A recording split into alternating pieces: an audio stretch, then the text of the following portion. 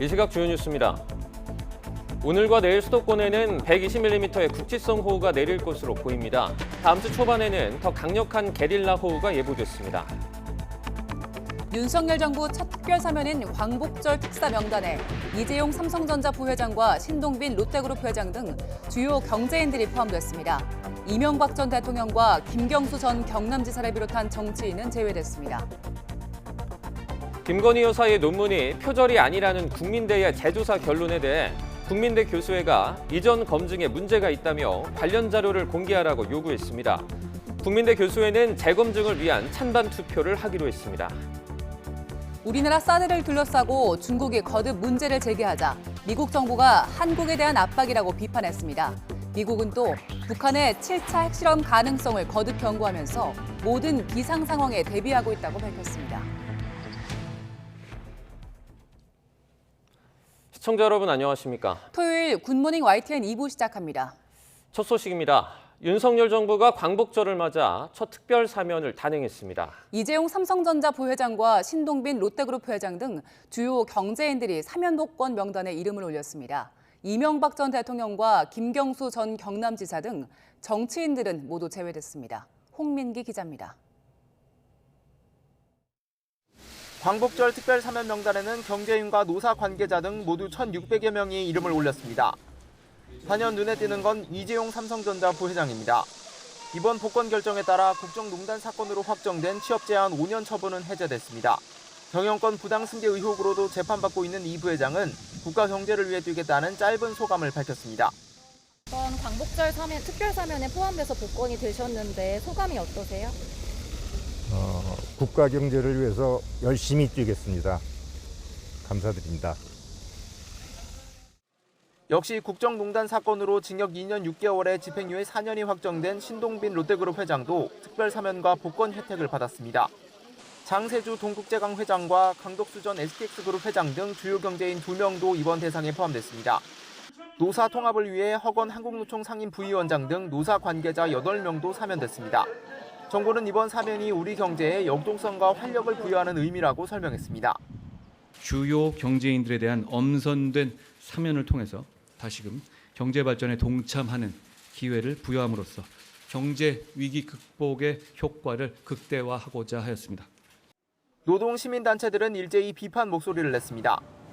민주노총과 한국노총, 참여연대와 경실련 등은 경제 살리기라는 핑계로 재벌 총수의 중대 경제범죄에 면죄부를 줬다고 주장했습니다. 검사 시절 범죄 엄단에 힘을 쏟는 것처럼 보였던 윤 대통령의 변절은 재벌 총수들에게 앞으로 마음껏 범죄를 저질러도 된다는 신호탄이라고 강조했습니다. 이번 사면 명단에는 건강 문제로 지난 6월 형 집행정지를 받은 이명박 전 대통령은 포함되지 않았습니다. 드루킹 댓글 조작 사건으로 징역 2년이 확정돼 복역 중인 김경수 전 경남지사도 제외되는 등 정치인은 없었습니다. 광복절 특사가 발표된 날 환경부 블랙리스트 사건으로 복역하던 김은경 전 환경부 장관 등 모범수 640여 명도 가석방됐습니다. YTN 홍민기입니다. 윤석열 대통령은 이번 광복절 사면이 무엇보다 민생과 경제 회복에 중점을 뒀다고 설명했습니다. 지지율 부담과 반대 여론에 정치인 사면 복권은 일괄 배제했는데 아쉽다거나 불만 섞인 목소리도 나오고 있습니다. 조은지 기자의 보도입니다. 지난달까지만 해도 이명박 전 대통령의 사면은 당연해 보였습니다. 윤석열 대통령 주변에 친이계 인사들이 대거 포진한 데다 여러 차례 긍정적 언급도 했기 때문입니다. 저 역시 전직 대통령의 장기 구금을 안타까워하는 그런 국민들의 심정에 또 상당 부분 공감을 하고 있습니다. 그럼 20몇 년을 수감 생활을 하게 하는 건 안 맞지 않습니까? 과거의 전례에 비추어서라도.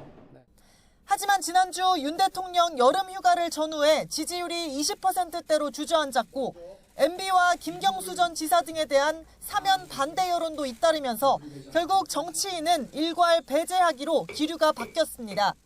대통령실 관계자는 YTN에 윤석열 정부의 첫 특사가 사회 통합은커녕 자칫 국론 분열이나 국민 갈등으로 흐르면 안 된다는 판단이 있었다고 설명했습니다. 윤 대통령은 대신 기업인을 대거 사면 복권했고 생계형 사범과 서민 행정제재를 특별 감면하는 등 민생에 방점을 찍었습니다. 민생과 경제 회복에 중점을 뒀다는 점 말씀드리고, 민생이라는 것은 정부도 챙겨야 되지만 경제가 또 활발히 돌아갈 때 거기에서 또 숨통이 트이는 것이기 때문에 거기에 방점을 둔 것입니다. 여당인 국민의힘은 윤 대통령이 경제 위기 극복과 민생 경제 활성화에 대한 적극적 의지를 표명했다면서 사회 통합에 희망이 되길 바란다고 논평했습니다. 하지만 친이계 좌장격인 이재호 상임고문은 국민 대통합 차원에서 대사면이 필요하다고 불만을 감추지 않았고, 홍준표 대구시장은 아무 감흥도 없는 밋밋한 실무형이었다고 아쉬워했습니다. 저는 국민 통합 차원에서 많은 정치인들이 좀 포함되었으면 하는 바람을 국민 화합에 조금 저희 기대에 못 미쳐서 아쉬운 점이 있습니다. 야당에서도 국민 통합은 온데간데 없이 유독 정치인만 빠져 유감이다. 재벌 총수 다 풀어줄 거면 재판은 왜 했느냐는 비판이 터져나왔습니다. 국민 통합을 위해서 사면을 할 때에 정치인들도 포함시켰던 것이 관례인데, 이번에만 유독 정치인만 제외하는 게 과연 타당한지 조금 유감입니다. 돈 앞에 사법 정의가 무너졌습니다. 강자만을 위한 윤석열식 법치의 민낯을 다시 한번 확인하는 순간입니다. 윤 대통령은 대규모 사면 복권 대신 경제에 방점을 찍었습니다. 여의도에 빚이 없는 만큼 정치적 역학관계보다는 민심을 우선했다는 평가가 나옵니다. YTN 조은지입니다. 윤석열 대통령은 다가오는 광복절 경축사를 제2의 취임사 수준으로 내놓으며 지지율 반등의 동력으로 삼을 것으로 보입니다. 광복절 이후에는 바로 취임 100일을 맞이하는데 고민 끝에 다른 행사 없이 첫 공식 기자회견을 용산 대통령실에서 열기로 했습니다. 박소정 기자의 보도입니다. 월요일 이후 나흘 만에 용산 대통령실로 출근한 윤석열 대통령. 지금까지 약식 회견과 달리 질문을 바로 받는 대신 준비해온 발언을 시작했습니다. 비상관측일에 최대 규모의 집중호우로 많은 국민들께서 고통과 피해를 당하셨습니다. 정부는 국민들이 빠르게 일상으로 회복할 수 있도록 특별 사면에 대해서도 정돈된 발언을 이어갔고, 질문은 2가지만 받고 마쳤습니다. 여러 조언을 받아 약식 회견의 형식과 내용을 개선하고 있다는 게 대통령실의 설명입니다. 휴가를 다녀온 뒤 초심과 국민을 연일 강조한 윤 대통령. 지난 8일 밤 호우 피해 속에 자택 지시 논란이 불거지긴 했지만 일단 지지율 하락세는 멈췄습니다. 국정수행 긍정평가는 1%포인트 올랐고 부정평가는 그대로였습니다. 특별 사면에도 여론을 반영한 윤 대통령은 다가오는 광복절 경축사에 심혈을 기울이는 것으로 전해졌습니다. 대통령실 고위 관계자는 YTN에 취임사 때처럼 자유민주주의와 인권 등이 키워드로 담길 것이라면서 구체적인 내용은 아직 완성되지 않았다고 전했습니다. 제2의 취임사처럼 준비하고 있다는 말도 나옵니다. 대통령실은 힘있게 국정 방향과 비전을 제시하며 지지율 반등의 발판으로 삼겠다는 각오입니다. 취임 100일을 맞이하는 오는 17일에는 대통령실 브리핑룸에서 40분 동안 기자회견을 열기로 했습니다. 취임 이후 공식 기자회견으로는 처음입니다. 그동안 약식 회견을 수시로 했던 만큼 국민과의 대화 등 다른 형식의 행사를 고민했지만 여전히 지지율이 20%대인데다 호우까지 계속 예보된 상황 등을 고려해 결국 간결한 회견을 택했습니다. 첫 회견치고 계획한 시간이 너무 짧은 것 아니냐는 질문에 대통령실 관계자는 윤 대통령이 언제든 또 회견을 열겠다고 했다며 1년에 한두 차례 길게 하기보다 자주 소통하겠다는 의지라고 설명했습니다. YTN 박소정입니다. 당 윤리위원회 징계 이후 전국을 돌며 당원들을 만나온 국민의힘 이준석 대표가 오늘 공식 기자회견을 엽니다. 이 대표는 오늘 오후 서울 여의도 국회의사당 부근에서 기자회견을 진행할 예정입니다. 오늘 회견에서는 이 대표가 지난 10일 당의 비대위 전원과 관련해 법원에 효력정지 가처분을 신청한 배경과 향후 대응 방안, 소송의 쟁점 등이 다뤄질 걸로 보입니다. 또 이 대표가 그동안 SNS를 통해 윤석열 대통령과 윤핵관을 강하게 비판해왔던 만큼 또다시 날선 비판의 메시지를 내놓을지도 관심입니다. 더불어민주당이 당 지도부 선출을 위한 지역순회 2주차를 맞아 오늘 부산, 울산, 경남 지역 경선을 실시합니다. 더불어민주당은 오전에 울산, 오후에 경남, 부산에서 잇따라 합동연설회를 진행하고 부울경 지역 권리당원 개표 결과를 발표합니다. 내일은 충남과 충북, 대전, 세종 지역에서 순회 경선을 진행하는데 1차 국민 여론조사 결과를 공개합니다. 검찰 수사권을 다시 확대하는 내용의 법무부 시행령 개정에 대해서 더불어민주당은 입법 취지를 무시한 한동훈 장관의 쿠데타, 폭주라며 맹비난했습니다. 한 장관은 시행령 개정에 문제가 없다며 언제든 국회에 나가 설명하겠다고 맞받아쳤습니다. 박기원 기자의 보도입니다. 이른바 검수완박 법안을 사실상 무력화하는 법무부의 시행령 개정안에 대해 더불어민주당은 한동훈 장관의 폭주, 쿠데타라며 좌시하지 않겠다는 경고장을 날렸습니다. 소통령이자 차기 대선 주자로 평가받는 한동훈 법무부 장관의 기고만장한 폭주가 끝을 모르고 있습니다. 국회에 입법권을 정면 부정하며 벌써 두 번째 시행령 쿠데타를 일으키고 있는 행위는 반드시 책임을 져야 할 것입니다. 국회 법제사법위원회 소속 민주당 의원들은 한 장관의 행보가 소통령, 왕 장관을 뛰어넘는 전행이라며 법적 대응도 예고했습니다. 특히 직권남용죄 등을 검찰 수사 범위에 포함하도록 한 건 전 정권을 겨냥한 수사의 근거를 마련한 거라고 맹폭했습니다. 이분들이 잘할 수 있는 것은 검찰을 동원해서 정적을 탄압하고 사정하는 일이라고 생각합니다. 본인들이 할 수 있는 그라운드를 여의도 국회로 옮긴 것이다. 민주당은 일단 가능한 수단을 모두 동원해 시행령 개정안을 막겠다는 방침인 가운데 법률 재개정과 시행령 수정권 행사 등도 검토할 것으로 예상됩니다. 한 장관은 이에 대해 개정안이 국회에서 만든 법률의 위임 범위에 한치도 벗어나지 않는다고 맞받아쳤고 국회에서 부른다면 언제든 나가 성실하게 설명하겠다며 자신감을 내비쳤습니다. 국민의힘은 민주당을 향해 정치보복을 핑계로 사법정의를 훼손하려는 정쟁을 멈추라고 밝힌 가운데 지도부는 시행령에 문제가 없는지 일단 검토는 해보겠다는 입장입니다. 법무부가 그 검찰 수사권 관련해서 시행령 개정을 예고를 했는데 혹시 이 부분은 좀 어떻게 보시는지? 제가 이제 보고를 받아볼 작정입니다. 정확한 조문하고 그것이 문제가 있는 것인지 가능한 것인지 이 전문가들로부터 보고를 받아보겠습니다. 전면전을 예고한 민주당과 한동훈 장관 사이 치열한 신경전이 계속되는 가운데 지난 5월에 이어 검찰 수사권을 둘러싼 여야의 거센 공방전도 재현될 것으로 보입니다. YTN 박견입니다. 토요일인 오늘부터 일요일까지 수도권을 중심으로 150mm 이상의 호우가 예상돼 추가 피해가 우려됩니다. 기상청은 서쪽에서 기압골이 유입되고 대기 불안정이 심해지면서 수도권과 영서, 충청 북부에 시간당 30mm 안팎의 강한 비가 내리겠다고 밝혔습니다. 수도권에는 최고 150mm가 넘는 호우가 쏟아지겠고 영서와 충청 북부에도 30에서 80mm의 비가 내리겠습니다. 영동과 남부, 제주도에는 5에서 30mm의 비가 예상됩니다. 이어 다음 주 월요일과 화요일에는 북한에서 형성된 정체 전선이 남하하면서 중부지방에 다시 게릴라 호우가 쏟아질 것으로 보입니다.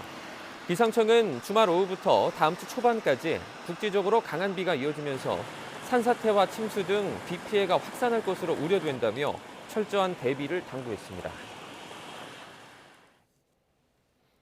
이번 폭우로 강원 지역에서는 산사태 피해가 컸습니다.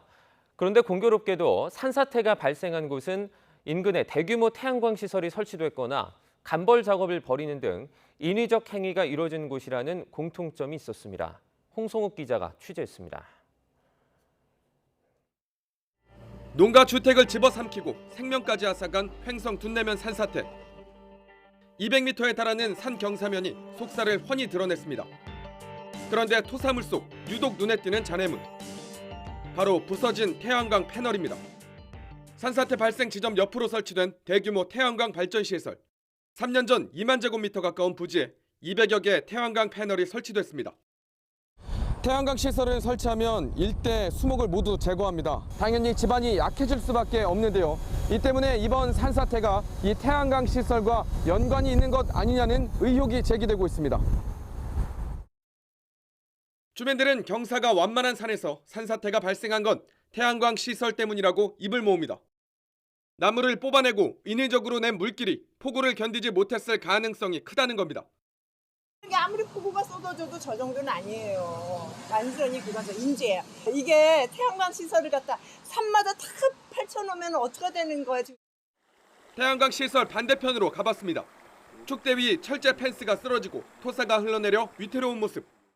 태양광 때문에 그렇게 무너지고 저 돌로다 축제를 했는데 그 축제가 안 무너졌으니 저 정도지 돌 축제만 무너졌다면 이 밑으로도 아주 싸그린 밀었지.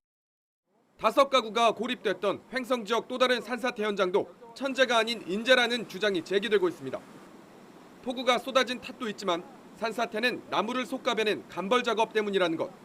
자른 나무를 나르기 위해 산 곳곳에 길을 낸 것이 원인으로 지목되고 있습니다. 골짜기마다 길을 막 내놨는데 그게 복구가 하나도 안 해놓고 그냥 길을 내놓고 나무도 실어가고 그대로 놔둬버렸단 말이에요. 그게 이제 아무래도 영향이 있지 않았을까 하는. 칼로 자른 듯 산이 떨어져 나간 홍천 산사태 현장도 마찬가지. 산사태 발생 지점에는 고압 송전탑이 자리 잡고 있습니다. 결국 태양광 등 인위적 시설이나 대규모 간벌 작업이 산사태의 직간접적 원인으로 지목되는 상황. 특히 산지가 많은 강원 지역 산사태 위험 1, 2등급 지역에 설치된 태양광 시설만 50개가 넘습니다. 같은 비가 왔는데 왜 태양광이 있는데 거기서만 산사태가 나고 바로 옆에 있는 산들은 건드리지 않은 데는 왜 그냥 가만히 있냐고요. 그게 바로 태양광 때문에 산사태가 났다는 것을 입증하고 있는 증거 자료예요. 횡성군은 사망자가 발생한 둔내면 산사태와 관련해 태양광 시설과의 연관성 여부를 정식 조사하고 있습니다. YTN 홍서욱입니다. 정체 전선이 약해지면서 굵은 비는 잠시 소강 상태에 들었습니다. 하지만 워낙 많은 비가 내린 뒤라 집안이 무척 불안정해 산사태에 대한 지속적인 경계가 필요합니다. 김진두 기자입니다.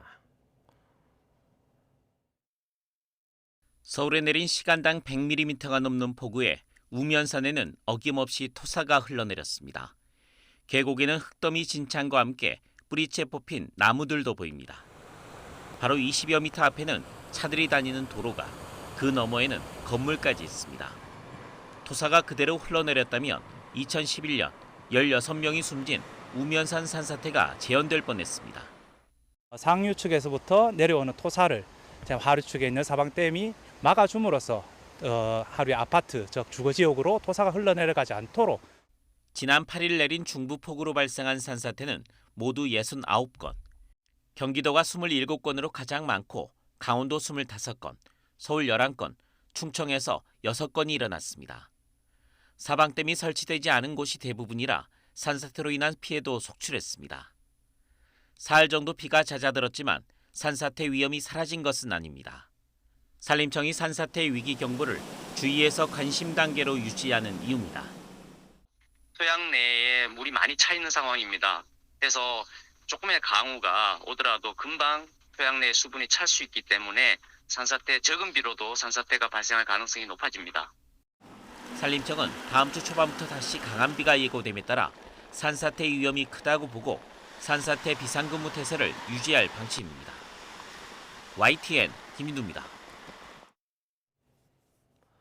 어제 낮 12시쯤 대전 대덕구 한남대학교 안 도로에 직경 1.5m, 깊이 1.5m 규모의 땅 꺼짐 현상이 발생했습니다. 지나는 사람이나 차량이 없어 다른 피해는 발생하지 않았습니다. 한남대학교는 펜스를 설치하는 등 안전 조치를 완료했으며 다음 주 지방자치단체와 함께 안전 진단을 진행하고 복구 계획을 마련하겠다고 밝혔습니다.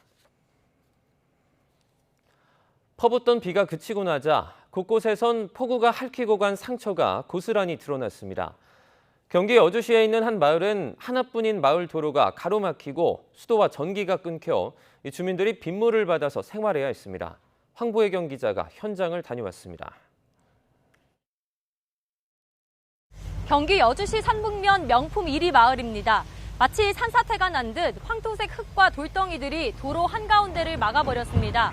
그 옆에는 종이장처럼 구겨진 컨테이너가 나뒹굴고 있는데요. 안이 훤히 들여다 보일 정도로 처참히 찢긴 모습입니다. 또 차량 한 대도 유리창이 깨진 채 흙더미에 파묻혀 있습니다. 이 도로는 마을 위쪽으로 갈 수 있는 유일한 통로인데요. 진입로가 막히면서 마을 주민들이 고립돼 큰 피해를 입었습니다. 항포로 그냥 물살이 흘러내려가는 거 보고 너무 놀라서 나도 뛰쳐내려갔지. 우리 다리가 어떻게 됐나. 다리 중간에 그렇게 그냥 어마어마하게 돌이고 흙이고 그냥 난간 다 날려버리고. 수도와 전기까지 끊기면서 고립된 주민들은 빗물을 받아 써야 했습니다. 전기도 끊기고 수도도 안 들어오는 상황이기 때문에 빗물로 샤워하고 뭐든지 생활 수준을 빗물 받아서 했습니다. 사흘 동안 잠 한숨도 못 잤습니다. 갑작스러운 폭우에 인근 마을을 포함해 이재민도 수십 명 발생했습니다. 돌진한 아기를 업고 수풀을 헤쳐가며 대피하던 때를 생각하면 지금도 아찔합니다. 낫으로 미리 헤쳐주시고 저희는 또 그 길을 따라서 이렇게 되게 위험하게 내려왔어요. 정말 놀래기도 되게 많이 놀랐는데 일단 애들이 다치지 않은 거에 일단 너무 감사하더라고요. 다음 주에도 큰 비가 예보돼 2차 피해가 우려되는 상황. 하루아침에 삶의 터전을 잃어버린 주민들은 마을을 관통하는 도로라도 빨리 복구되길 바라는 심정입니다. YTN 황보혜경입니다. 중부지방에 내린 이번 폭우로 한순간에 집을 잃은 이재민들은 임시대피소에서 생활하고 있습니다. 보금자리가 복구되려면 아직 갈 길이 멀기만 한데 다음 주 또다시 강한 비가 내린다는 소식에 걱정은 더욱 커지고 있습니다. 임성재 기자의 보도입니다. 위가 뻥 뚫린 노란색 임시막사가 체육관을 꽉 채웠습니다. 건물 곳곳엔 수건 등 빨래가 널려 있습니다. 서울 동작구 아파트 옹벽 붕괴 사고로 거처를 잃은 이재민 등 58명이 지내는 임시 대피소입니다. 닷새 전 엘리베이터까지 멈춘 10층 집에서 가까스로 소방대원들에게 구조된 뒤 시작된 대피소 생활. 임시막사도 부족해 깔개와 담요에 의지해 집에 돌아갈 날만 기다리고 있지만 고령의 나이에 찬바닥이 버겁습니다. 밤에 추우니까 이 이불을 담요 한 장을 더 부탁해서 덮을 때도 있고 더운 삶 애들은 더워 또 죽어요. 주택 3채가 부서지고 84채가 물에 잠긴 서울 강남구 구룡마을 주민 88명이 지내는 임시대피소도 사정은 비슷합니다.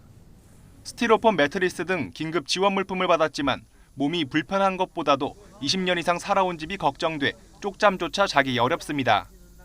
여기 있으니까 다 불편하지. 집에 못 들어가니까. 모든 게 불편하지. 아무래도 집에 있는 것보다는 불편하니까 편할 수는 없잖아.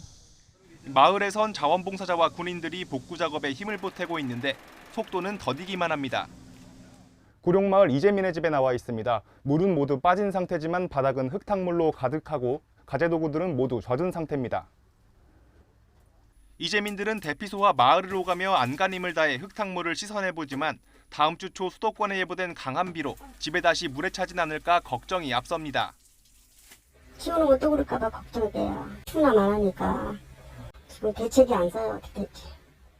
전국에서 이번 비로 보금자리를 잃은 이재민은 1,500명을 훌쩍 넘어섰습니다. 서울에서만 1,000명 가까이가 대피소 등에 몸을 맡기고 있습니다. 정부는 집중호우 피해 지역에 특별 교부세를 편성하는 등 대책 마련에 나섰지만 하루아침 삶의 터전을 잃은 이들은 여전히 집 걱정, 비 걱정에 애를 태우고 있습니다. YTN 임성재입니다. 이번 집중호우로 학교 등 교육시설도 100곳 넘게 피해를 봤습니다. 비가 새고 땅이 꺼지는 등 피해 규모도 큰데 당장 다음 주 개학하는 학교들은 수업에도 차질이 생길 걸로 보입니다. 김연아 기자의 보도입니다. 체육관 바닥이 온통 진흙벌입니다. 폭우로 뒷산이 무너지면서 토사와 나뭇가지들이 체육관을 덮쳤습니다. 모래주머니에 쉴 새 없이 진흙을 퍼담아 밖으로 옮기지만 여전히 바닥은 보이지 않습니다. 우면산 사태 이후로 가장 우면산보다도 더 큰 현장이라고 생각이 돼요. 단일건이 아니라 굉장히 동시다발적으로 여러 군데에서 벌어진 일이기 때문에 이번 집중호우로 피해를 본 학교와 유치원 등 교육시설은 지금까지 150여 곳. 특히 서울과 경기 등 수도권 학교에 피해가 집중됐습니다. 누수에 교실과 시설 등이 침수되고 땅이 꺼지거나 옹벽이 무너지는 등 안전에 문제가 생긴 곳도 많습니다. 저희가 좀 걱정스러운 거는 비가 좀 예보가 되고 있기 때문에 이 복구를 하면서 또 그 피해 예방을 해야 되기 때문에 거기에 좀 집중해서 지금 저희가 대비를 하고 있습니다. 문제는 당장 다음 주부터 2학기가 시작된다는 겁니다. 시설 파손이 심각한 곳들은 수업 장소를 바꾸거나 온라인 수업을 통보하는 등 교육 활동에 차질이 빚어지고 있습니다. 교육부는 오는 26일까지 피해 지원 신청을 받은 뒤 피해 규모와 현장 검토를 통해 지원 절차를 밟을 예정입니다. 시급한 복구는 시도교육청 예비비로 먼저 진행할 예정이지만 115년 만에 수마가 남긴 피해를 단시간에 복구하긴 어려워 학생들의 수업 차질은 피할 수 없게 됐습니다. YTN 김연아입니다. 이번 수도권 폭우와 관련해 기상청이 대통령실에 예보 내용을 보고했는데도 윤석열 대통령의 최초 지시는 그로부터 하루 뒤에야 내려졌다는 주장이 제기됐습니다. 더불어민주당 문진석 의원실은 기상청에서 제출받은 자료를 분석한 결과 지난 7일 기상청이 8일과 9일에 수도권 등을 중심으로 최대 300mm 이상의 많은 비가 내릴 거란 예보와 기상특보 내용을 발표와 동시에 대통령실에 보고했다고 밝혔습니다. 이후 윤석열 대통령이 호우와 관련해 관계기관에 최초 긴급 지시를 내린 건 지난 8일 밤 11시 40분이었던 걸로 나타났습니다. 이에 대해 SBS는 당시 대통령실 재난 담당 실무자가 휴가 중이었는데 이 때문에 제대로 보고가 이루어지지 못해 윤 대통령이 퇴근길에야 상황의 심각성을 파악한 걸로 전해졌다고 보도했습니다. 대통령실은 이 같은 의혹 제기에 악의적 왜곡이라며 강한 유감을 표명했습니다. 대통령 대변인실은 출입 기자단 공지를 통해 대통령실의 재난 책임자는 국정상황실장으로 실무자 한 명이 휴가를 갔다고 상황 파악을 제대로 못했다는 건 명백한 허위라고 밝혔습니다. 대통령의 최초 지시가 밤 11시 40분에 전달된 건 이미 밤 9시 17분 국무총리가 재난 담당 부처에 긴급 지시를 내렸기 때문이라면서 대통령이 추가 지시를 한 건 대중교통 침수로 다음 날 출근 대란이 우려돼서 대처할 필요가 있어서라고 설명했습니다. 대통령실은 관련 내용을 보도한 SBS가 허위를 나열한 뒤 반론을 한 문장 붙인 것으로 언론의 책임을 다했다고 할 수 없다며 강한 유감을 표시했습니다. 수해 복구 현장에서 실언을 한 국민의힘 김성원 의원이 거듭 사과했습니다. 탈당이나 의원직 사퇴 등에 대해서는 입장을 내지 않았는데 국민의힘은 김 의원을 조만간 당 윤리위원회에 회부할 방침입니다. 정유진 기자의 보도입니다. 수해 현장 실언으로 지탄을 받은 김성원 국민의힘 의원이 기자회견을 열고 다시 고개를 숙였습니다. 저의 경솔한 말로 인해 상처를 받고 또 분노를 느꼈을 국민들께 평생을 반성하고 속죄하겠습니다. 다시 한번 무릎 꿇고 사죄드립니다. 김 의원은 반성의 의미로 수해 복구가 완료될 때까지 현장에 나가 봉사활동을 하겠다고 밝혔습니다. 또 국회 예산결산특별위원회 여당 간사직도 내려놓고 당이 내리는 어떤 처분도 달게 받겠다고 몸을 낮췄습니다. 일각에서 제기되는 탈당이나 의원직 사퇴에 대해서는 묵묵부답이었습니다. 탈당해야 된다는 목소리도 나오는데 그것도 동의하시는 건가요? 하루 전만 해도 김 의원이 장난기가 좀 있다고 했던 주호영 위원장의 입장도 단호해졌습니다. 참담하다면서 당 윤리위에 회부하겠다고 강조했습니다. 국민과 당원들께 낯을 들 수 없는 그런 지경입니다. 윤리위원회 절차를 밟지 않을 수가 없을 것 같습니다. 김 의원과 같은 장소에서 봉사활동을 했던 최춘식 의원의 발언도 도마 위에 올랐습니다. 남쪽은 우리 괜찮습니다. 폭염이라면 폭염. 네. 우리는 우리나라가 소형 때문에 안 되는 되니까. 소형 때문에 안 되는 되니까. 자기 지역구만 괜찮으면 된 것이냐는 일각의 지적에 최 의원은 전혀 그런 뜻이 아니라고 해명했습니다. 자라섬은 소양강댐을 초당 2,500톤 정도로 방류하면 무조건 잠깁니다, 그게. 그 자리에서 뭐 그런 얘기 서로 길게 할 수 있는 것도 아니고 내가 소양강댐은 넘치면 안 되고 국민들이 살면 다 잠겨도 좋다고 누가 그런 얘기 했습니까? 대통령과 당 지지율 하락 국면에 게다가 당 내용 수습을 위한 비대위 출범을 앞두고 터진 여당 의원의 명백한 실언에 여권에서도 자성의 목소리가 나오는 가운데 당분간 혹독한 비판을 피하기는 어려워 보입니다. YTN 정유진입니다.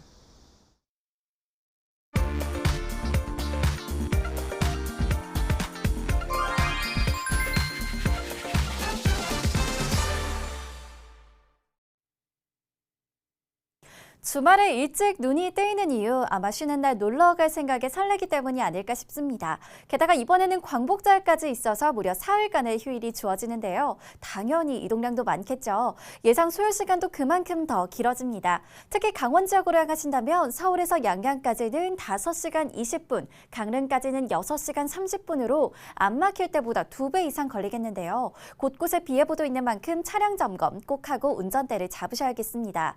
평소 토요일 아침에 수도권 제1순환선은 여유로운 편인데요. 오늘은 상황이 조금 다릅니다. 경기 서쪽 판교 방향 송내와 조남 분기점 부근에서 주춤하고 경기 동쪽은 양방향 강일 부근을 포함해 각각 7, 8km씩 밀리고 있습니다. 강일에서 서울 양양선으로 진입하기도 조금은 어렵습니다. 이 정체 화도까지 계속되고 있는데 그래도 화도를 지난 이후 상황은 아직까지는 괜찮아 보이고요. 영동선 역시 강릉 쪽으로 고속도로 시작 지점부터 밀리고 있는데요. 서창에서 월곶까지 3km 구간, 다시 한번 용인 부근에서도 8km 구간 답답합니다. 충청 이남으로 내려가는 길은 서해안선 상황이 가장 어렵습니다. 안산 분기점 부근에서 4km 구간 속도가 떨어졌다가 팔탄 분기점 부근에서도 5km 구간 브레이크를 밟고 있고요. 경부선 부산 쪽으로는 남사 부근에서 답답합니다. 전좌석 안전띠 착용 잘해주시고요. 고속도로 교통방송이었습니다. 북한 김여정 노동당 부부장이 오빠인 김정은 위원장이 고열을 심하게 앓았다고 언급하면서 그 배경에 관심이 쏠리고 있습니다. 김 위원장이 실제로 코로나19에 감염됐을 가능성과 함께 민심 동요를 차단하기 위한 정치적 수사일 수 있다는 분석도 나옵니다. 조수연 기자의 보도입니다. 북한 전국 비상방역 총화회의에서 김정은 국무위원장이 방역전 승리를 선언한 직후 이어서 토론에 나선 동생 김여정 부부장은 김 위원장이 최근 고열에 시달렸다고 밝혔습니다. 북한에서 최고 지도자의 건강 상태를 언급하는 일은 굉장히 이례적입니다. 고열 속에 심히 앓으시면서도 자신이 끝까지 책임져야 하는 인민들 생각으로 한순간도 자리에 누우실 수 없었던 원수님. 김 위원장이 코로나19에 감염됐다가 회복했을 가능성을 시사하는 대목입니다. 한때 일일 발열 환자가 40만 명에 육박했던 북한의 코로나 유행을 김 위원장도 피하지 못했을 수 있다는 겁니다. 사실이라면 방역 위기를 극복했다고 판단한 뒤에야 공개할 자신감이 생겼을 수 있다는 분석입니다. 실제로 감염되진 않았어도 고열을 앓을 정도로 방역 대응에 전념했음을 부각하려는 의도도 엿보입니다. 국가 비상방역 총사령관으로서 밤낮으로 일하다가 생긴 피로 누적의 우회적인 표현이고 코로나를 포함한 모든 아픔을 주민과 함께하는 예민 지도자상을 부각시키는 의도가 담긴 것으로 분석합니다. 전염병과 식량난에 따른 민심 동요를 차단하기 위한 일종의 정치적 수사였을 가능성도 제기됩니다. 참석자들이 김 부부장의 발언을 듣곤 눈물을 흘리는 장면을 여러 차례 방송으로 내보낸 것도 이를 뒷받침한다는 지적입니다. YTN 조수연입니다. 중국 정부는 미국 측이 한국에 배치한 사드 미사일 방어 시스템은 중국의 전략 안보를 해치기에 중국은 이를 좌시할 수 없다고 밝혔습니다. 중국 외교부 대변인실은 사드는 안보 주권사항으로서 협의 대상이 될 수 없다는 한국 대통령실 고위 관계자의 언급에 대한 질의에 이같이 말했습니다. 이어 한중 외교장관이 지난 9일 칭다오에서 회담을 했을 때 이 문제에 대해 깊은 의견 교환을 했고 이 문제를 적절히 처리하길 희망한다고 밝혔습니다. 미 국무부는 중국이 한국의 사드 운용에 반대하는 건 부적절한 압박이라고 밝혔습니다. 베단트 파텔 미 국무부 수석 부대변인은 사드는 북한의 무기 프로그램에 대응하기 위해 고안된 신중하고 제한적인 자기 방어 역량이라며 한국의 자기 방위를 비판하거나 압박하는 일은 부적절하다고 말했습니다. 그러면서 미국과 한국은 무장 공격으로부터 한국을 보호하기 위해 순수한 방어적 조치로 사드를 배치한다는 동맹의 결정을 내렸다고 강조했습니다. 중국 시진핑 주석이 3년 만에 첫 해외 방문 일정에서 바이든 미국 대통령과 만날 예정이라고 월스트리트 저널이 보도했습니다. 신문은 중국 당국이 시 주석의 11월 인도네시아 G20 창석 계획을 세우면서 바이든 대통령과 만나는 일정을 논의하고 있다고 전했습니다. 앞서 지난달 바이든 대통령과 시 주석의 전화통화 이후 백악관은 두 정상의 첫 대면 접촉 일정을 논의하기로 했다고 밝힌 바 있습니다. 지난해 1월 바이든 대통령 취임 이후 두 정상은 5차례 전화나 화상통화로 접촉을 했지만 직접 만난 적은 없습니다. 유럽은 올 여름 폭염과 가뭄으로 식수가 마르고 산불이 계속되는 등 큰 어려움을 겪고 있습니다. 지구온난화로 인한 기상 변화가 유럽인들의 생활을 위협하고 있는 겁니다. 김진호 기자의 보도입니다. 유럽이 폭염과 사상 최악의 가뭄으로 고군분투하고 있습니다. 사상 처음 섭씨 40도가 넘는 기온을 기록하며 더위와 가뭄에 시달리는 영국에서는 식수 구하기도 쉽지 않습니다. Well, this year's been particularly bad where we've had absolutely no water. We haven't been able to get anything out of our taps at all. 물이 마르면서 물고기들이 떼죽음을 당하기도 합니다. 프랑스 중부 네비생 세풀크레이 한 연못에서 물고기들이 집단 폐사했습니다. 현지 언론들은 수온이 올라가며 물고기들이 집단 폐사했다고 보도했습니다. 독일 라인강 등 유럽의 주요 수로 몇 곳은 수위가 낮아지면서 석탄과 휘발유를 포함한 물자 수송이 어려워지고 있습니다. Ja, in der Tat ist es so, dass die Wasserstände und Abflüsse der Bundeswasserstraßen aufgrund der anhaltend hohen Temperaturen und geringen Niederschläge auf sehr niedrigem Niveau verharren. 나뭇잎이 바싹 마를 정도로 건조한 날씨로 산불도 계속 발생합니다.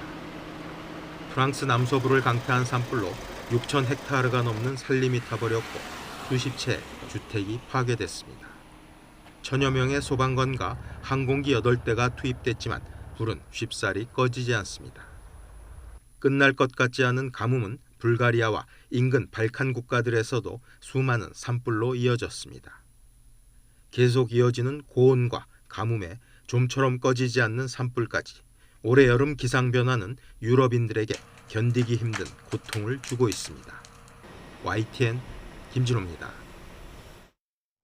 기후변화의 대표적 징후인 북극 온난화가 예측보다 빠르게 진행되고 있다고 핀란드 기상연구소 연구진이 현지 시각 11일 밝혔습니다. 이들 연구진은 지난 40년 동안 북극 지역의 온도가 지구 평균 온도와 비교해 2~3배 빠르게 상승하고 있다는 일반적 관측과 달리 거의 4배나 빠른 속도로 올라갔다고 밝혔습니다.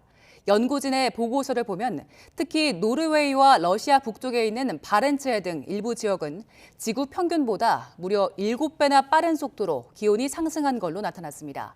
북극 기온이 빠르게 오른 결과 그린란드 육지를 덮고 있는 판빙이 빠르게 녹고 해수면이 상승했으며 이는 북극에 그치지 않고 북미 등 다른 지역의 폭우, 폭염 같은 날씨에도 영향을 미쳤습니다.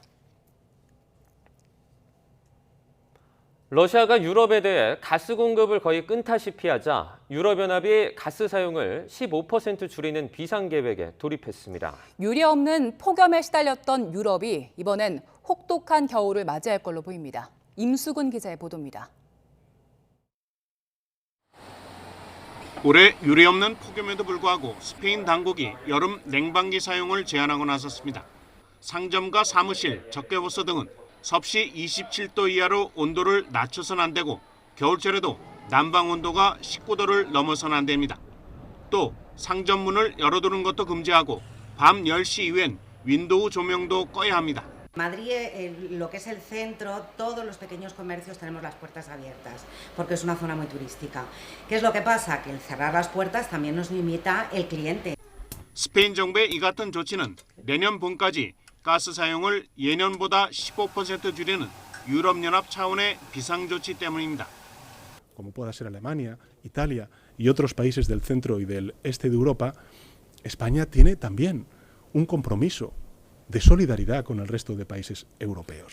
유럽연합의 목표는 내년 3월 말까지 450억 세제곱미터의 가스를 줄이는 것인데 독일이 100억, 이탈리아가 80억, 프랑스와 네덜란드가 각각 50억 세제곱미터 순입니다. 독일이 감축해야 하는 100억 세제곱미터는 4인 가족 기준 500만 가구의 1년 사용량에 해당합니다. 독일 정부는 가정에는 가스 절약을 당부하는 동시에 기업에는 비상계획 수립을 독려했습니다.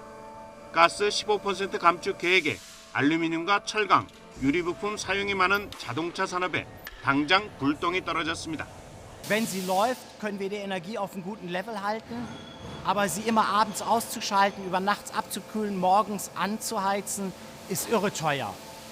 독일 자동차 부품 산업이 멈추면 미국과 유럽, 일본 등의 거래처 3천여 곳이 연쇄 부품 대란을 겪을 것으로 보입니다. 독일 정부는 최악의 경우 가스 배급제까지 실시할 계획인데 독일 업계는 배급제에서 제외해달라며 아우성입니다. YTN 임수근입니다. 이 소설 악마의 시 저자로 이슬람 모독 논란을 일으킨 살만 루슈디가 미국에서 강연 도중에 흉기 피습을 당했습니다. 루슈디는 이슬람 신성 모독을 이유로 아랍의 공공의 적으로 지목을 받아 살해 위협을 받아왔습니다. 보도에 김상우 기자입니다. 20세기 최대 필화의 하나로 여겨지는 1988년 발간된 소설 악마의 시 저자가 등장한 강연장. 강연 내용을 소개한 지 얼마 되지 않아 무대가 아수라장이 됐습니다. 남성 괴한이 무대에 갑자기 뛰어들어 강연자를 흉기로 목등에 가격했기 때문입니다. 수십 년간 이슬람 교도로부터 처형 위협에 시달려온 아랍의 공공의 적으로 지목받아온 인도 출신의 영국 소설가 75살의 살먼 루시디가 크게 다쳤습니다. 괴한은 현장에서 붙잡혀 경찰 조사를 받고 있습니다. 루시디는 헬기로 병원으로 긴급 후송됐고 생명에는 지장이 없는 것으로 알려졌습니다. We condemn what happened. We condemn all violence. And we want people to feel that freedom to speak and to write truth.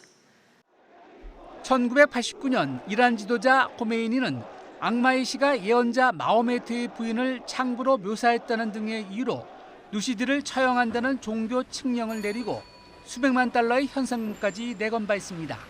이후 중동과 유럽 곳곳에서는 이슬람 종교를 모독했다는 이유로 격렬한 시위가 이어졌고 1991년에는 루시디 소설을 번역한 이탈리아인과 일본인이 살해당하기도 했습니다. 가명을 쓰며 영국 이곳저곳으로 피신하던 루시디는 이란 정부가 악마의 시 사건 종교를 선언한 이후 미국으로 이주해 2016년 미국 시민이 됐습니다. 여러 차례 결혼에 실패한 그는 최근 내년 2월 새 소설 빅토리 시티 출간을 앞두고 오랜 은둔 생활에서 벗어나 외부 활동을 재개해왔습니다. YTN 김상호입니다.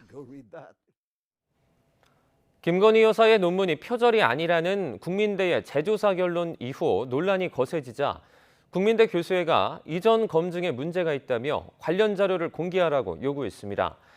현재로선 재검증이 필요한 상황이라며 이를 위한 찬반 투표를 실시하기로 했습니다. 김철희 기자입니다. 지난 1일 국민대학교는 김건희 여사의 논문 부정 의혹 재조사 결과를 내놨습니다. 김건희 여사의 박사학위 논문 등이 연구 부정 행위에 해당하지 않는다는 내용이었습니다. 발표 뒤 논란이 걷잡을 수 없이 커지자 이몽재 국민대 총장이 직접 입장을 냈습니다. 임 총장은 전체 교수에게 보낸 메일을 통해 연구윤리위원회 활동은 독립성이 철저히 보장됐다고 설명했습니다. 그러면서 독립기구에서 판단한 내용을 존중해달라고 호소했습니다. 하지만 국민대 교수들 반발은 좀처럼 수그러들지 않고 있습니다. 국민대 교수회는 긴급 임시총회까지 소집해 2시간 넘는 회의를 진행했습니다. 회의 결과 김 여사의 논문 검증에 문제가 있었다는데 의견이 모였습니다. 표절이 아니라는 근거가 특정 프로그램에 의한 결과이고 통상적이라거나 심각한 정도는 아니라는 건 주관적인 판단이라 공감하기 어렵다는 겁니다. 회의에 참석한 한 교수는 YTN과의 통화에서 학교 측에 재검증위원회 회의록과 최종 보고서를 제출하도록 요구하고 교수회 자체 검증위원회를 구성해 논문 표절 여부를 검증하는 데 의견이 모였다고 전했습니다. 다만 회의 참석자가 과반수에 미치지 못해 이르면 다음 주 월요일 전체 의견을 묻는 찬반 투표를 할 예정입니다. 국민대 동문들도 입장문을 내고 논문 재조사의 회의록 공개와 전면 재조사를 요청한 상황. 김건희 여사가 자신의 논문을 표절했다고 주장해온 구현상 교수는 다시 한번 국민대의 표절이 아니란 근거를 제시하라고 요구했습니다. 국민대의 이제 윤리위원회에서 표절 아님이라고 결론 내린 것은 틀렸다. 이게 제 핵심 주장이에요. 결론의 근거가 뭔가요?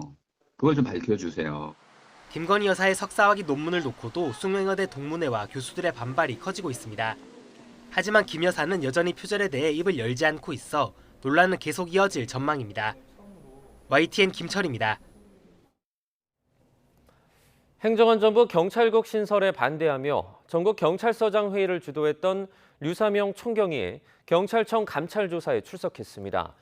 류총경은 징계는 두렵지 않다며 감찰 조사를 통한 대규모 탄압에 대해 향후 사법적으로 대응하겠다고 강조했습니다. 직접 들어보시죠.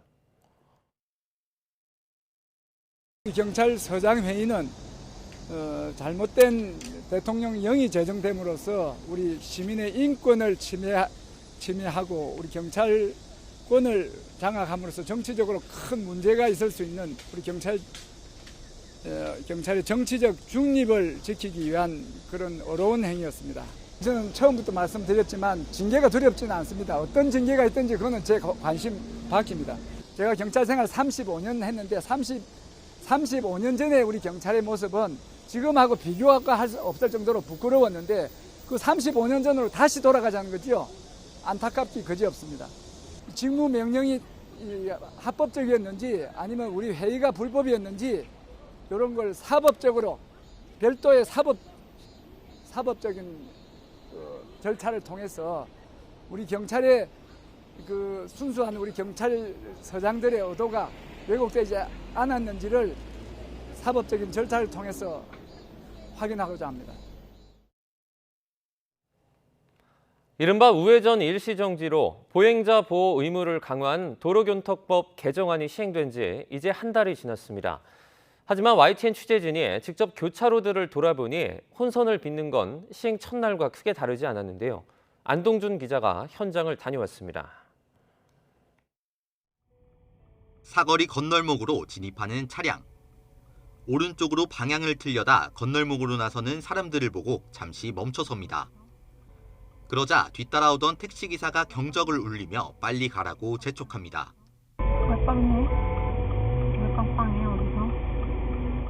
횡단보도에 이제 신호등이 이제 켜졌을 때 보행자를 이제 보호에 대한 의무가 있기 때문에 적당히 이제 거리를 두고 저는 이제 멈췄던 거죠. 지난달 12일 보행자가 건널목을 건너고 있거나 건너려 하는 경우 우회전 차량은 잠시 멈춰서야 한다는 내용의 도로교통법 개정안이 처음 시행됐습니다. 한 달이 지난 지금 현장의 모습은 어떨까요? 개정 도로교통법 첫날 경찰이 계도에 나섰던 잠실역 교차로입니다. 한 달이 지난 지금 현장에서는 잘 지켜지고 있는지 살펴보겠습니다. 한 여성이 건널목을 건너려고 주위를 연신 두리번거립니다. 하지만 꼬리를 물고 지나가는 차량 5대는 여성이 건너갈 틈을 주지 않습니다. 개정안은 보행자가 건너려는 의사만 드러내도 차량이 우선 멈춰서야 한다고 규정하고 있지만 현장에선 여전히 위반 사례가 빈번한 겁니다. 반대로 어렴풋이 규정을 알아도 막상 현장에선 머뭇대는 경우도 많습니다. 보행자가 건널목을 건너려는 때에 해당하는지 운전자로선 의사를 파악하기 쉽지 않기 때문입니다. 다른 사람들 차 뒤에 따라가다 보면은 좀 차들이 막 우왕좌왕할 때가 좀 많더라고요. 이게. 이렇다 보니 건널목이 텅 비어 있어도 우선 멈추고 보는 운전자를 쉽게 찾아볼 수 있습니다. 보행자가 없다면 서행으로 통과해도 되지만 헷갈리니까 아예 보행 신호등이 적색으로 바뀔 때까지 기다리고 보는 겁니다. 파란 불일 때도 사람이 없으면 건널 수 있는 거 아닌가요? 그래도 사람들이 헷갈려 하니까 그 줄이 길어서 저희가 못 가는 경우가 많죠. 현장에서 혼선이 이어지자 경찰은 계도 기간을 한 달에서 석 달로 연장했습니다. 전문가들은 법 개정 취지인 보행자 보호를 충분히 실현하는 것과 함께 운전자들의 혼선을 방지할 방안도 필요하다고 설명합니다. 운전자 입장에서는 많은 혼동도 있습니다. 운전자 입장에서도 이러한 계도하는 방법에 있어서 좀 편히 명확하게 알 수 있도록 지침도 마련할 필요성이 있어 보입니다. 2달 남은 계도 기간, 단속 기준 보완과 함께 적극적인 정책 홍보가 필요해 보입니다. YTN 안동준입니다. 고 이해람 공군 중사의 성추행 피해 사망 사건을 수사하는 특별검사팀이 증거를 조작한 의혹을 받는 변호사를 긴급 체포했습니다. 안미영 특검은 어제 오후 변호사 A씨를 증거 위조와 업무방해 등의 혐의로 긴급 체포했습니다. 특검 측은 지난 9일 A씨의 주거지와 사무실을 압수수색하고 관련자 진술과 과학적 수사 기법으로 확보한 증거로 혐의를 확인했다며 구속영장 청구를 검토하고 있습니다. A씨는 지난해 군인권센터에 조작된 대화 녹음 파일을 넘긴 혐의를 받는데 특검 수사 결과 파일에서 사람이 말하는 것처럼 들리는 기계식 음성이 발견된 것으로 전해졌습니다. 코로나19 급증세는 다소 둔화했지만 위중증과 사망자 증가세가 심상치 않습니다. 정부는 진료와 검사, 처방을 한 곳에서 받는 원스톱 진료기관 운영을 재정비하고 먹는 치료제 처방을 확대하기로 했습니다. 기정훈 기자의 보도입니다. 12만 8,714명, 신규 환자는 이틀 연속 소폭 감소하며 증가세가 둔화한 것을 보여줬습니다. 문제는 중환자 증가세입니다. 신규 환자 추이를 1, 2주 늦게 따라가는데 중환자 수가 102일 만에 최고치를 찍었습니다. 사망자 수도 비슷한 추이로 늘면서 석 달 만에 가장 많은 수준을 이어갔습니다. 중환자 병상 가동률도 수도권, 비수도권 모두 40%를 넘기자 발생 억제보다 효율적 치료에 방역에 초점을 맞춰온 당국도 더 바빠졌습니다. 검사부터 치료까지 한 곳에서 한다는 원스톱 진료센터를 3분의 2 정도 점검했는데 10% 가까이는 원스톱이 아니었습니다. 치료제 정보나 담당 약국이 없어 약 처방을 못하는 곳 등이 포함되어 있던 겁니다. 확진 초기 약을 먹으면 중증 진행을 막는 데 효과가 있다는데도 60세 이상 확진자 가운데 먹는 치료제를 처방받은 경우는 여전히 5명 가운데 1명도 안 됩니다. 또 먹는 치료제 담당 약국도 기존의 1,000여 개에서 현재 2,175개소로 2배 이상을 확대했지만 호흡기 환자 진료센터 근처에도 추가로 지정해서 목요일 기준 전국의 원스톱 진료기관은 9,906개소로 당초 목표 1만 곳에 근접했습니다. 정부는 또 코로나 환자가 늘면서 일부 조제용 감기약 수급이 달리고 있다며 제조사의 생산 확대를 독려하고 대체 가능 의약품 정보를 약사회에 제공했습니다. 어쨌든 해열 진통제 등의 대정요법 치료제도 지역에 따라서는 불균형을 이룰 수가 있습니다. 그래서 그 지역 내에서 물량 부족을 해결하기 위해서 상시로 협의체가 있다면 훨씬 더 원활하게. 재유행 정점 예측은 다소 갈리는 모양새입니다.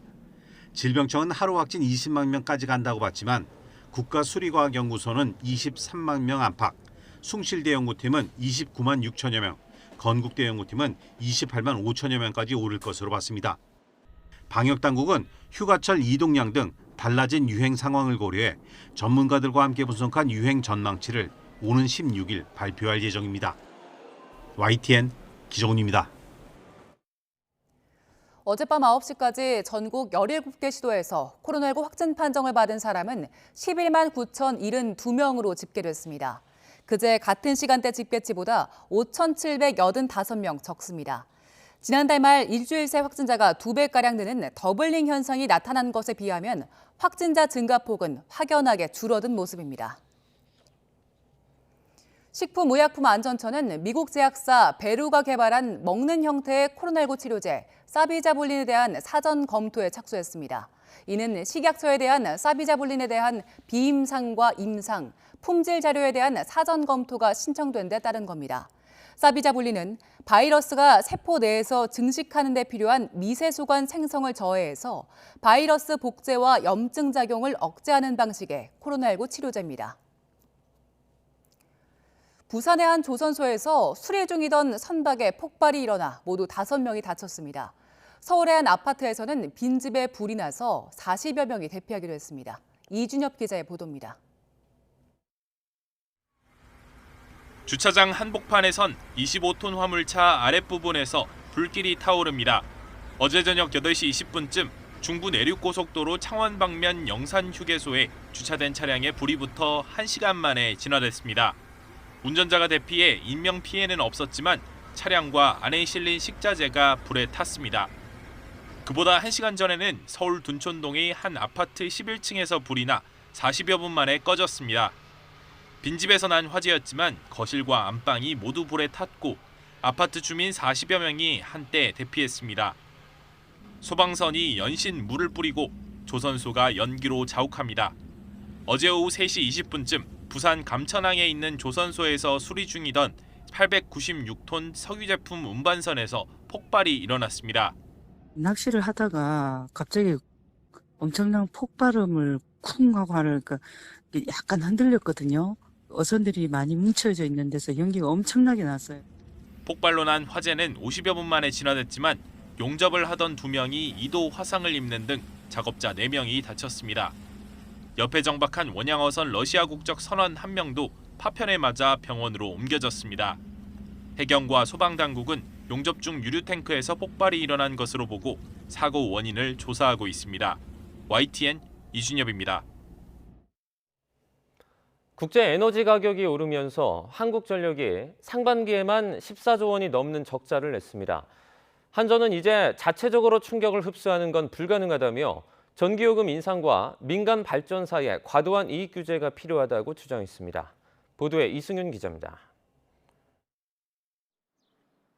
올해 2분기에 한국전력은 지난해 전체 적자액보다 많은 영업손실 6조 5천억 원을 기록했습니다. 이에 따라 상반기 누적 적자는 14조 3천억 원으로 늘어났습니다. 지난해 연간 적자 5조 8천억 원에 무려 3배에 달합니다. 국제에너지 가격 급등으로 연료비, 전력 구입비는 급등했지만 전기요금 인상 억제로 전력 판매 가격은 그만큼 인상되지 않았기 때문입니다. 실제로 상반기에 LNG 가격은 1년 전보다 138%, 유연탄은 222%나 급등했습니다. 올해 30조 원대 적자가 현실화할 가능성이 커지자 한전은 부동산 매각 등 6조 원 규모의 비용을 절감하는 자구 노력을 하고 있지만 현재 전력 구조는 169.3원에 사서 110.4원에 파는 셈이라며 전기요금 현실화를 요구하고 나섰습니다. 한전은 글로벌 연료 가격 급등으로 인한 영업 손실과 이에 따른 재무 구조의 급격한 악화에 대응하기 위해 전기요금 정상화 및 관련 제도 개선을 위해 정부와 긴밀히 협의해 나가겠습니다. 특히 상반기에 민간 발전회사 전력 구매 비용도 1년 전보다 2배 가까이 늘어난 19조 원으로 집계됐습니다. 민간 발전 회사가 과도한 이익을 챙기는 걸 규제해야 한다는 게 한전의 주장입니다. 또 연료비가 싼 원전과 석탄 발전기도 최대한 가동해야 한다고 강조했습니다. 한전의 주장대로 전기요금이 오르면 물가 상승 압력은 더욱 커질 수밖에 없습니다. 산업통상자원부는 전기요금 인상률을 최소화해야 한다는 입장을 고수하면서도 기획재정부 등과 협의해 상황을 보면서 인상을 검토한다는 방침입니다. YTN 이승윤입니다. 요새 조금씩 주유소 기름값이 떨어지고 있죠. 하지만 서민의 연료로 불리는 경유값은 리터당 1,900원대로 여전히 휘발유값보다 비쌉니다.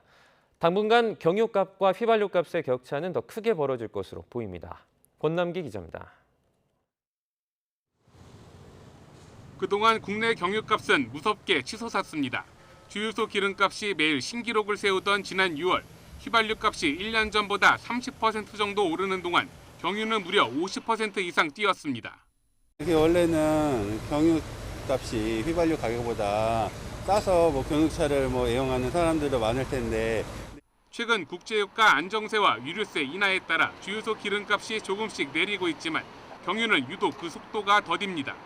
지난 6월 13일 이후 휘발유값보다 비싼 가격 역전이 계속되는데 갈수록 가격차가 벌어지며 조만간 경유가 리터당 100원 넘게 비싸지게 생겼습니다.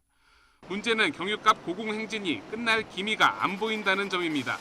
러시아산 경유 의존도가 높은 EU가 금수 조치에 따라 다른 수입처를 찾으며 국제 경유 가격을 끌어올리고 있습니다. 여기에 경유 성수기인 겨울까지 다가오며 값이 더 오를 수 있다는 분석이 나옵니다. 경유는 북반구의 곡물 수확기인 가을과 겨울철 난방 시기에 수요가 늘어나기 때문에 국제 석유 시장에서 경유 가격은 앞으로도 강세를 유지할 것으로 예상됩니다. 37%까지 늘어난 유류세 인하 조치도 휘발유와 경유 가격을 벌어지게 하는 요인입니다. 유류세를 같은 비율로 낮춰줘도 평소 세금이 많이 붙어있던 휘발유에서 인하 효과가 더 크게 나타나기 때문입니다. 정부가 올해 말까지 유류세 인하 조치를 이어갈 예정인 가운데 경유값의 고공행진은 당분간 계속될 것으로 보입니다. YTN 권남기입니다. 서울 아파트 매수 심리가 14주째 꺾이면서 매매 수급 지수가 3년 1개월 만에 최저치를 기록했습니다. 한국부동산원 자료를 보면 이번 주 서울 아파트 매매 수급 지수는 84.4로 지난주보다 0.02포인트 떨어졌습니다. 2019년 7월 8일 83.2 이후 37개월 만에 가장 낮습니다. 다주택자 종부세 완화 등으로 매물이 줄었지만 금리 인상과 집값 하락 우려로 매수세가 살아나지 않는 것으로 풀이됩니다. 최근 아파트값 하락으로 청약 시장도 인기가 시들해지면서 전국 평균 경쟁률이 지난해 절반 수준에 그치고 있습니다. 일부 건설사는 청약 실적을 올리려고 외제차나 명품 핸드백을 경품으로 내걸었는데 이런 현상은 보통 부동산 시장이 침체했을 때 나타나는 현상이라고 합니다. 최기성 기자가 취재했습니다. 오는 2025년 450세대 규모 오피스텔이 들어설 부지입니다. 이달 초 청약을 진행했는데 계약자 가운데 추첨으로 한 명을 뽑아 수천만 원짜리 외제차를 경품으로 증정합니다. 청약 신청자 가운데 10명에겐 20만 원어치 백화점 상품권을 주기로 했습니다. 청약하신 분 중에 계약하신 분들을 대상으로 저희가 미니 쿠페 5도어짜리 이제 경품 행사가 있거든요. 경북 칠곡에서 분양을 진행한 한 아파트 단지는 명품 핸드백과 의류 건조기 등을 경품으로 줬습니다. 그 루이비통 네이플 GM 핸드백 있고 좀 많이 왔었다 하더라고요. 지난달 청약에 나섰던 전남 여수의 한 아파트 단지는 1,000만 원이 넘는 명품 가방과 드럼 세탁기, 황금 열쇠를 경품으로 내걸었습니다. 통상 분양가의 10에서 20% 정도를 내야 하는 계약금을 1,000만 원 정도만 받는 계약금 정액제로 진행하거나 중도금 무이자 등 금융 혜택을 제공하는 곳도 늘고 있습니다.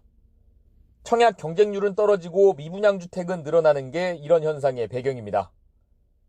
1월부터 7월까지를 기준으로 보면 지난해 20.7대 1이었던 전국 아파트의 평균 청약 경쟁률은 올해 11.7대 1로 떨어졌습니다.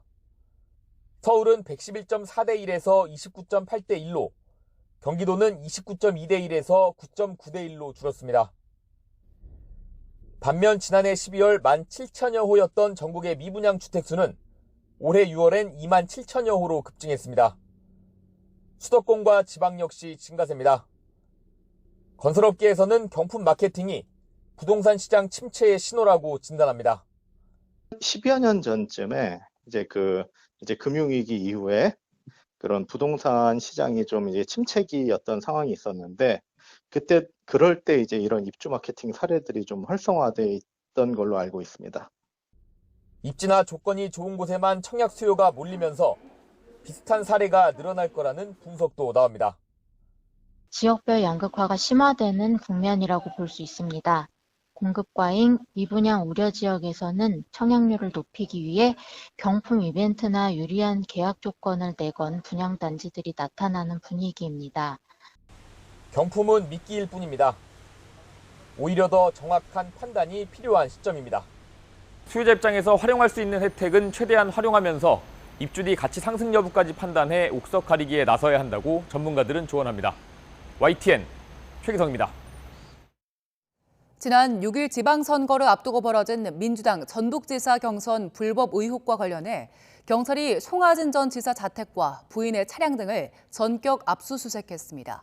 전현직 공무원 10명 등 현재까지 29명이 연루되면서 경찰의 칼 끝에 지역 정가에 관심이 쏠리고 있습니다. 김민성 기자의 보도입니다. 3선 출마를 선언했지만 당내 경선 심사 배제라는 충격적인 성적표를 받아든 송하진 전 전라북도지사. 더불어민주당에 대한 섭섭함을 에둘러 표현하며 정치 일선에서 물러났습니다. 그러나 결코 이번에 경선 후보자 발표 결과를 수용한다는 뜻은 아닙니다. 제가 입은 은혜를 제가 조용히 물러남으로써 빚을 갚겠다는 뜻입니다.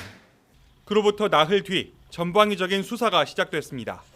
전라북도 자원봉사센터 압수수색에서 권리당원 명부와 입당 원서 4본을 확보한 경찰. 이번엔 송 전 지사 부인을 공직선거법 위반 등 혐의로 입건해 자택과 차량을 압수수색했습니다. 이 사이 전직 자원봉사센터장이 구속됐고 송 전 지사의 전직 비서실장들을 비롯한 측근 등 모두 29명이 입건됐습니다. 경찰은 이들이 자원봉사센터를 통해 민주당 입당 원서 만여 장에 담긴 개인정보를 토대로 당원 명부를 작성해 관리했다고 보고 있습니다. 당내 경선 과정에서 특정인을 위해 권리당원을 모집하는 방법으로 경선 운동을 한 게 선거법 위반이라는 겁니다. 최측근 그룹에 이어 부인까지 사건에 연루되면서 송 지사 역시 수사 선상에서 자유로울 수 없을 거라는 관측도 나옵니다. YTN 김민성입니다. 최근 캠핑을 즐기는 사람들이 많아지면서 휴가철이 되자 해수욕장은 텐트를 친 피서객들로 붐비고 있습니다. 매년 이맘때면 해변에 사람도 많지만 쓰레기도 많고 또 비어있는 텐트들도 질비해서 문제가 되곤 했습니다. 올해는 어떤지 JCN 울산중앙방송 심은원 기자가 현장에 가서 살펴봤습니다. 울산의 한 바닷가. 휴가철을 맞아 평일 오전인데도 해수욕과 캠핑을 즐기러 온 피서객들로 붐빕니다. 빼곡하게 놓인 텐트에는 친구와 가족들끼리 삼삼오오 모여 피서를 즐기고 있습니다.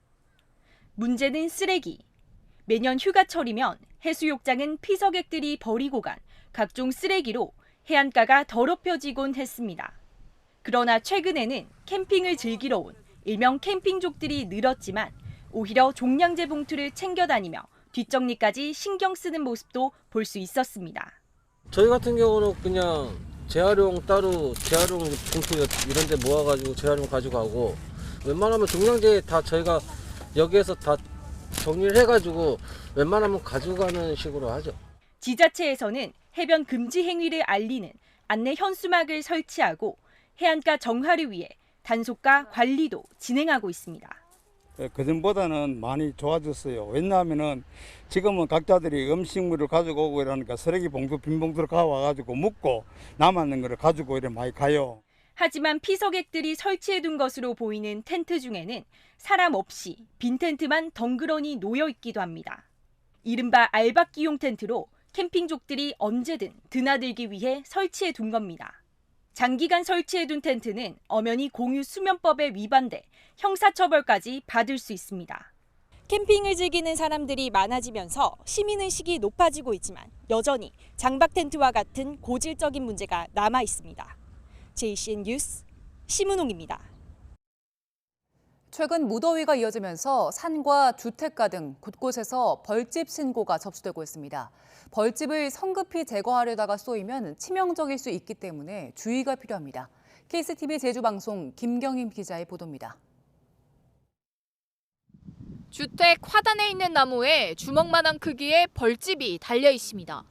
주위로는 커다란 벌들이 잔뜩 모여 있습니다. 말벌 종류 가운데 하나인 쌍살벌입니다. 하얀 보호복을 갖춰 입은 소방대원이 살충제를 뿌리고 벌집을 제거합니다. 최근 무더위가 기승을 부리면서 산과 주택가 등 곳곳에서 벌집 신고가 잇따르고 있습니다.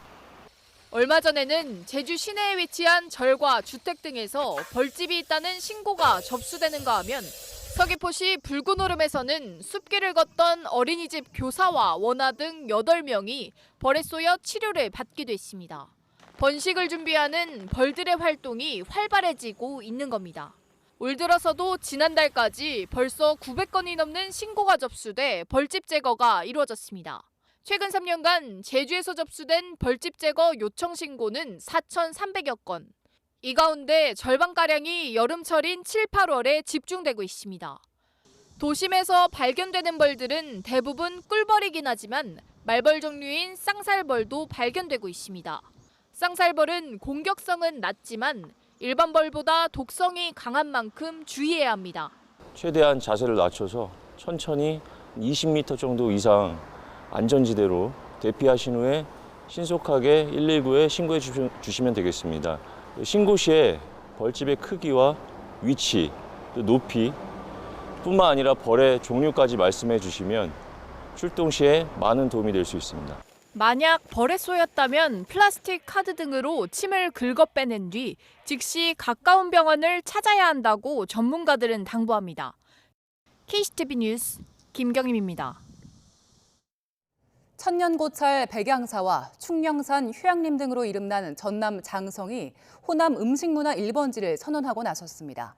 관광산업 활성화와 민생 살리기, 2마리 토끼를 잡기 위한 예산 확보에 총력을 기울이기로 했습니다. 김범환 기자입니다.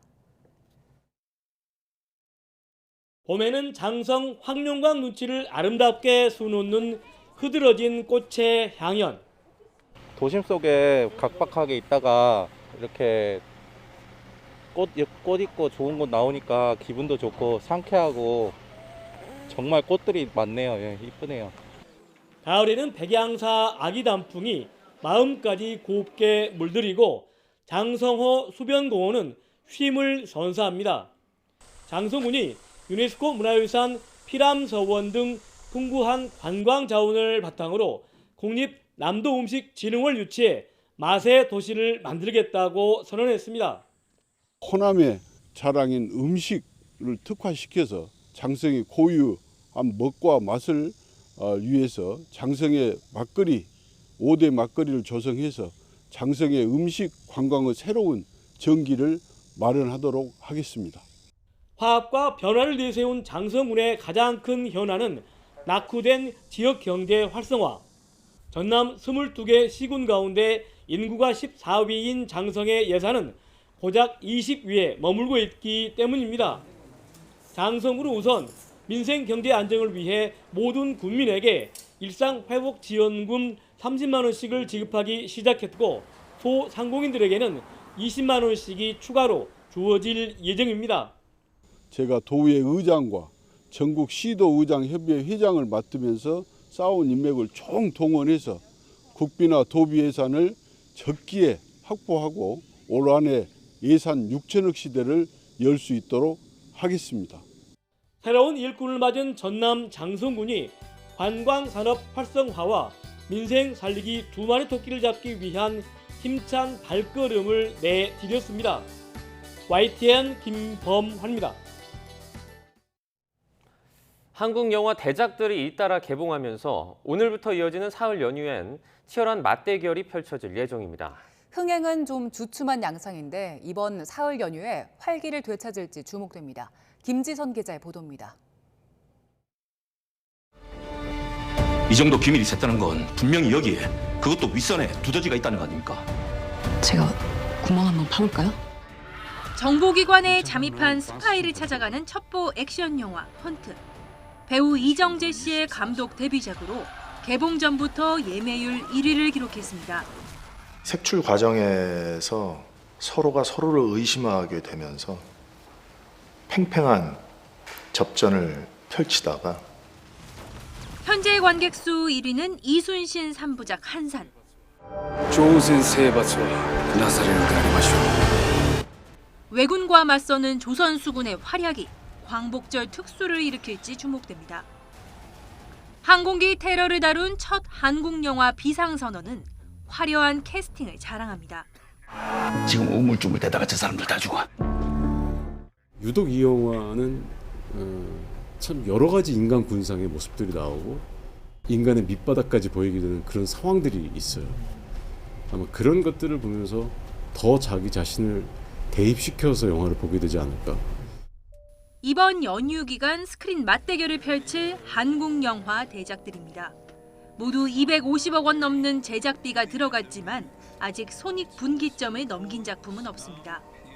1200만 범죄도시2 흥행과 함께 극장가가 코로나 후유증을 완전히 극복했나 싶더니 다시 주춤한 겁니다.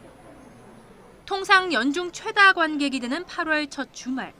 영화관 관객은 코로나 사태 이전의 69%에 그쳤습니다. 개봉을 미뤄뒀던 작품들이 일주일 단위로 연이어 개봉된 데다 평일 14,000원, 주말 15,000원으로 오른 표값 영향도 적지 않아 보입니다.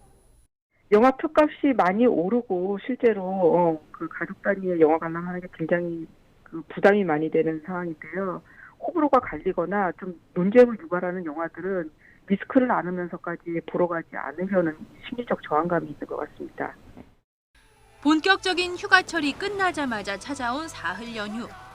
나란히 내걸린 한국 영화 대작들이 연일 쏟아진 폭우에 갈 곳 잃은 관객들의 발길을 얼마나 이끌지 주목됩니다.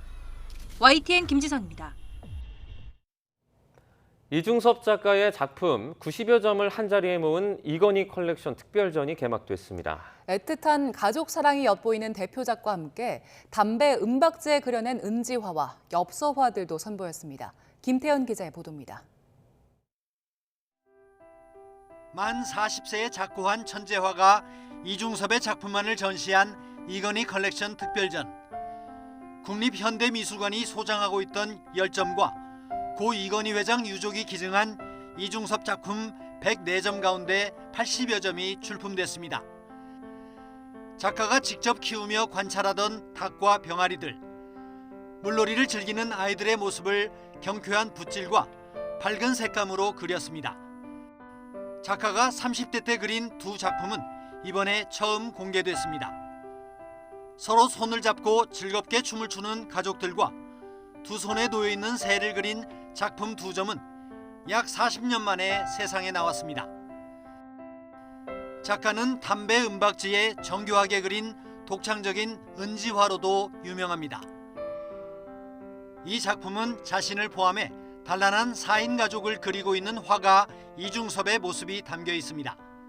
손바닥만하게 작은 크기이지만 이중섭의 은지화에서 이중섭 예술세계의 특징을 읽을 수 있는 그런 안복이 이번 전시에 담겨 있다고 볼 수 있습니다.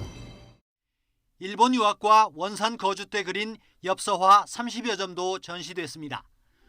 훗날 부인이 되는 연인 마사코와 두 아들에게 보낸 엽서화에는 남다른 가족 사랑이 담겨 있습니다. 연필화는 습작이 아니라 완결된 작품입니다. 소와 여인은 사랑을 초현실적으로 표현했고 일제강점기의 무력함이 엿보이는 세 사람은 손과 발의 뚜렷한 묘사가 인상적입니다. 이중섭의 삶에 대해서 매우 많이 알려져 있지만 그것을 작품하고 연결시켜서 보는 기회는 흔치 않습니다. 그래서 이번 전시를 통해서 이중섭의 삶과 그리고 예술을 한 번에 아우를 수 있다는 점이 관람객들에게는 흥미로운 지점이 아닐까 싶습니다. 하루 7번 관람이 진행되는 이중섭 특별전은 내년 4월까지 이어집니다. YTN 김태현입니다. 프로야구 대전 경기에서 LG가 3연승을 달리며 2위 싸움에서 다소 유리해졌습니다. LG는 김현수가 홈런 2방을, 가르시아가 1방을 보태며 한화에 6대5로 이겼습니다. 3위 키움은 롯데 선발 박세웅에 눌려 5연패, LG와의 격차가 3게임으로 벌어졌습니다. 삼성, 두산, KT도 1승씩을 보탰습니다.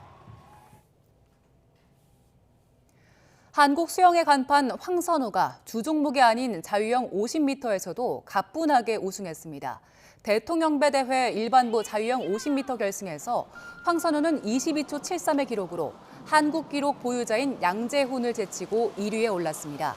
예선에서도 혼자 22초대 기록으로 일반부 1위를 차지한 데 이어 결승에 나선 8명 가운데 유일하게 22초대 기록을 내며 압도적인 기량을 뽐냈습니다. 황선우는 다리 스피드 훈련을 위해 자유형 100m와 200m가 아닌 자유형 50m를 뛰었고 오늘은 역시 주 종목이 아닌 저병 100m 경기에 출전해서 한국 기록 경신에 도전합니다. 남자 배구 대표팀이 호주에 극적인 역전승을 거두고 태국에서 열린 아시아 연맹컵 준결승에 올랐습니다. 신장 열세로 마지막 5세트 벼랑 끝에 몰렸던 대표팀은 허수봉, 임성진의 공격으로 듀스를 이어가다 허수봉이 결정적인 블로킹을 잡아내 3대2로 이겼습니다. 조 2위로 4강 티켓을 따낸 대표팀은 오늘 중국과 결승행을 다툽니다.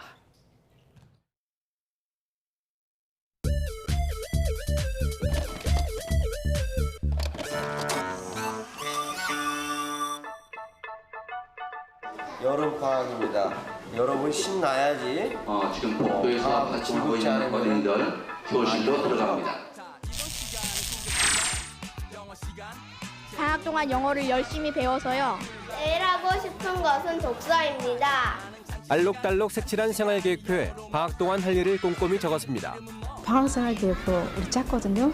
그대로 행동하고 실행한 사람은 그렇게 드물 거예요. 오늘부터 방학이에요.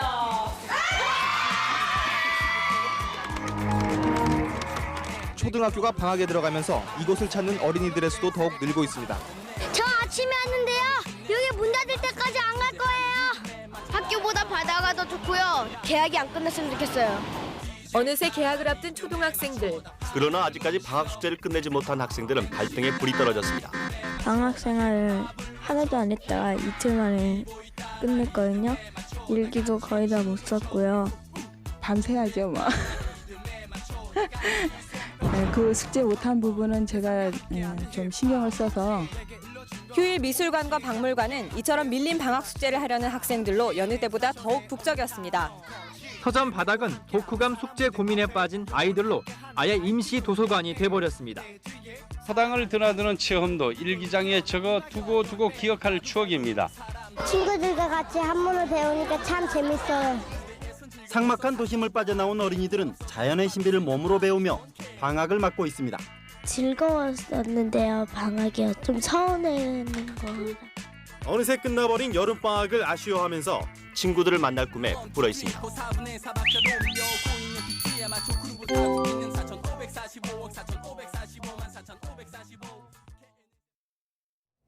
토요일 아침 굿모닝 YTN 마칩니다. 잠시 후 뉴스와이드가 이어집니다. 시청해주신 여러분 고맙습니다.